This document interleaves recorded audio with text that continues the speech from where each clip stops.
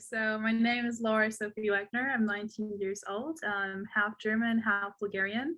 And I studied at Harvard, where I am concentrating in economics and have a secondary in psychology. And yeah, a big part of my life is blacklight photography, where I basically apply fluorescent makeup to my models' faces and then I shine black light on them. And that I started 5 years ago. Yeah, and like no one else really does blacklight photography, and I discovered it for myself, which is why I can't really compare my work to anyone else's, and that has been really rewarding for me, because I set my own standards and learn new things by kind of trial and error. And I just compare my work from today basically to my work from yesterday, and I also picked that up for other aspects of my life, I would say, such as like my personal development. I think it has actually brought me further, like just comparing myself to the person I was yesterday and not like the person who sits next to me in my math class, for example.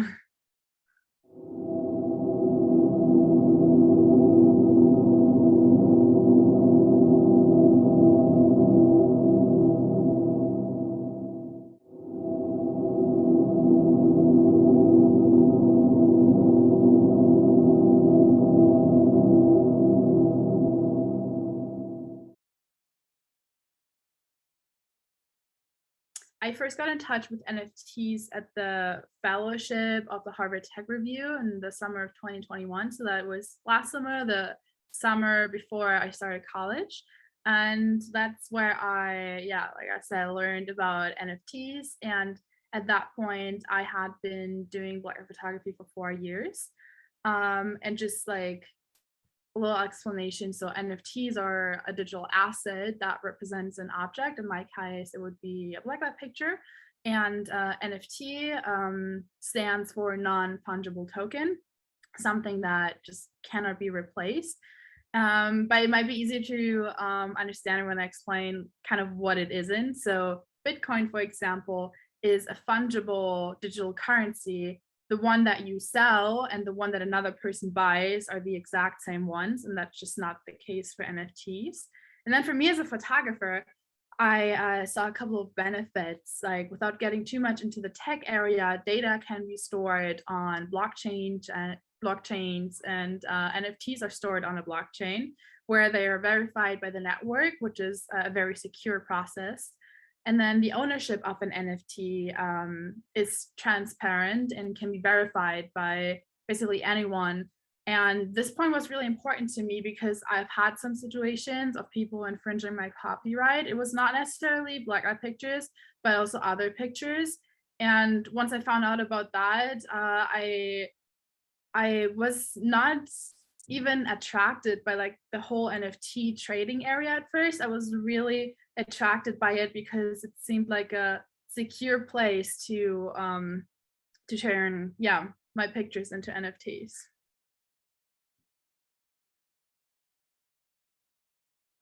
Before my black eye photo shoots, especially in the beginning, I often had my models tell me that they don't really consider themselves photogenic. However, after seeing like the final art pieces, they gain much more confidence and self-respect.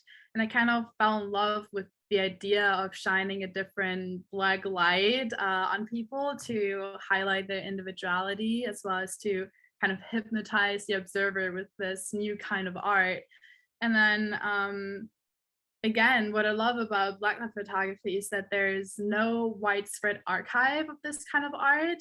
While my other projects often build upon pre-invented things, blacklight photography just doesn't.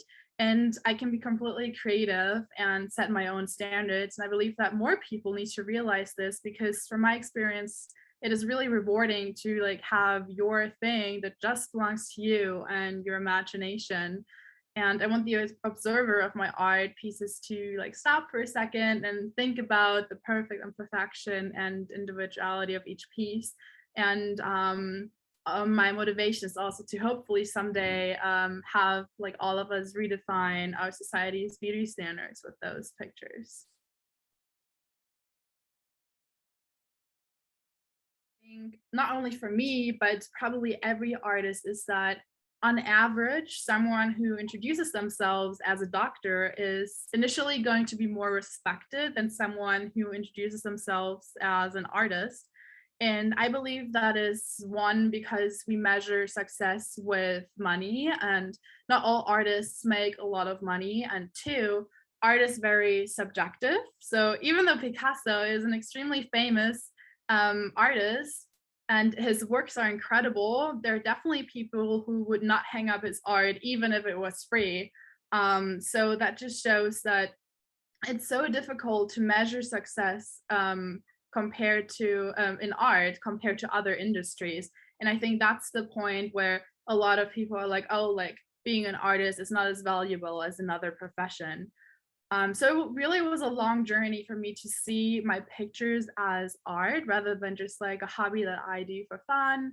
And yeah, I took black-eye pictures with a friend in 2017, and I liked it. Then took black-eye pictures of all my friends at my 15th birthday party, just as like a fun thing to do. But I seem to be the only one like obsessed with these pictures. And then I had my exchange year in the US, and I was known as like the German blacklight girl, and took many pictures there and also made a lot of friends through it. So there I kind of saw it as a fun activity to make friends with. And then when I got back to Germany, it got more attention and I took more and more pictures. And then the turning point was actually my Harvard application, where I asked one of my friends who was also applying if I should submit a portfolio as part of the application with my pictures. And he said, like, no, only people with lots of awards do that. And I hadn't submitted my pictures anywhere. And at that time, I was taking a class online at the Harvard Summer School, and I asked my professor what she thought, and she was absolutely blown away and told me to absolutely submit the pictures. So then, yeah, fast forward to my Harvard interview. It went well, and in the last 2 minutes of the interview, I showed my interview and my pictures. And then another like few months later, I was allowed to read my admissions notes, including her interview notes, and she was talking about my art for the majority of it. And she was saying that she was like stunned and moved by the original beauty. And that was really the turning point for me. I realized that I was creating masterpieces that I love, but others do as well. And now, like after 5 years, I'm finally saying, yes, I am an artist, and I'm very proud of that.